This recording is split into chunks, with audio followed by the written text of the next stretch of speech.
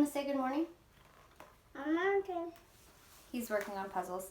A mountain. Say hi. So just a short video for you guys this morning. I thought I might take the opportunity to talk about how God has brought me through the past few weeks since we've been social or physical distancing, self-isolating. As many of you know, Ben and I are expecting our second child in the next month, and so at the very beginning I was really optimistic that things would not last this long. And as it became clearer and clearer that these changes to daily life were going to persist, I realized a lot of things. My parents were supposed to be able to come from Saskatoon and stay with us when the baby would come. I had lined up a lot of people to help, especially with Will. I just had this whole comfort in this plan. I was really looking forward to having a baby close to the summer and getting out, going to take her family to the zoo, like little things like that. It was a really beautiful picture I had in my mind. And what I felt when this kind of pandemic rocked our worlds is that all of that was being taken from me. And so I had the glorious, really privileged position to not be totally anxious over like legitimate life, daily life, vital concerns, but boy was I grieving disappointment, and to the point that the second week I just called my sister, just bawled my eyes out on a Friday night. And since then I've realized that all of that was really rooted in me not trusting God. If you're a parent, you can relate to this. When your kid is scared of the dark, you don't get upset at them because they don't trust you to keep them safe, or because they're not listening to you when you say there's nothing to be scared of. You do sympathize with the fact that they have fears. Like, I know that God doesn't punish me in my fearfulness, but the truth is that all of the grief that I was experiencing was just taking for granted the fact that God has proven to me that even the disappointments of life have redemptive purposes as designed by Him for my life. And I just wanted to push into being excited about the fact that God has good plans. There's this Chinese proverb that says, "A cup of sweet water, no matter how hard it's jostled, will not spill out bitter," or something to the tune of that. And so I think as we're getting jostled, we're going to see what's going to come out. Does the stuff that come out in our heart and our words and our actions reveal something, that speaks of the grace of God? Or are we, having revealed to us the parts of us that aren't trusting God, or are very self-centered, or are clinging too tightly to control? So I'm just going to read this for now. So I am reading from the English Standard Version of the Bible, and it's James 1, verses 22 to 25.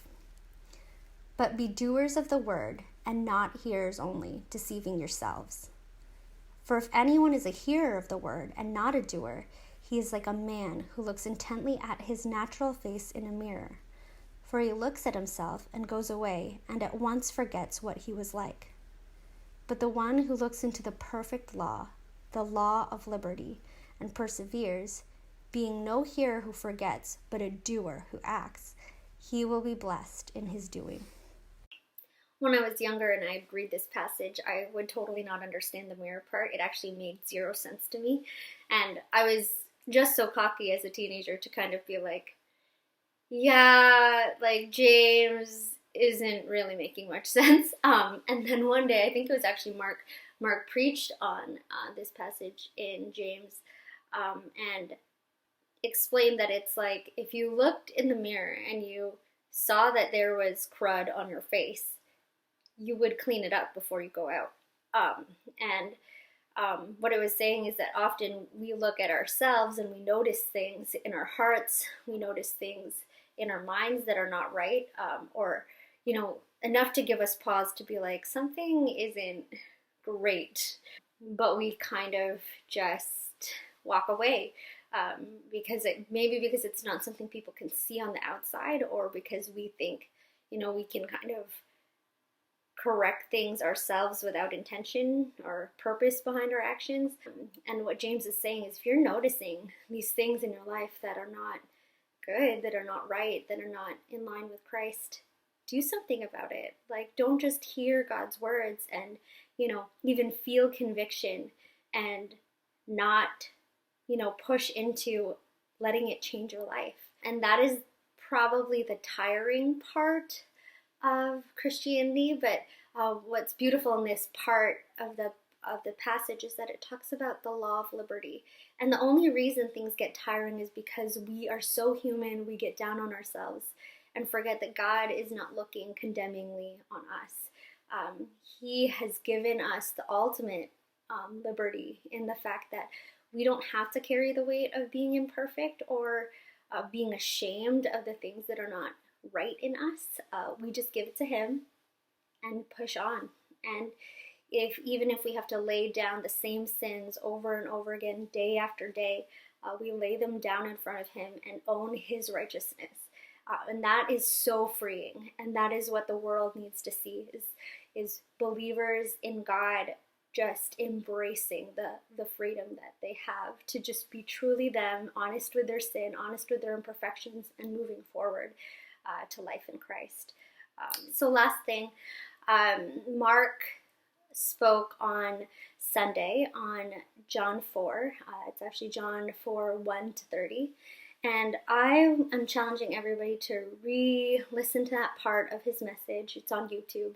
And also read it, John 4, 1-30. And start with that passage. I think it's a good question to ask ourselves. Had we been in the modern day version of that situation, would we act the same way? Would we treat someone with a bad reputation or someone who, is unlovely in society the same way Jesus did, approaching them, like actually talking to them, and then also offering them the grace of God? It's a compelling thing to wonder, like, would I have a heart for this woman the way Jesus did? And this isn't an exercise to make us feel bad, but just a way to be able to say, God, if I had been in Jesus's position, I think I would have acted this way. And I certainly wouldn't have done this and this and this that Jesus did. And I want you to help me become more like Jesus.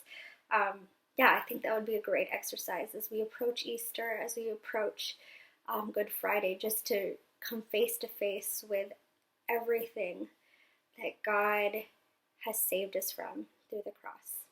Anyways, have a good rest of the week. I love you guys and miss being with all of you so badly. Sorry you didn't get to see more of my son today.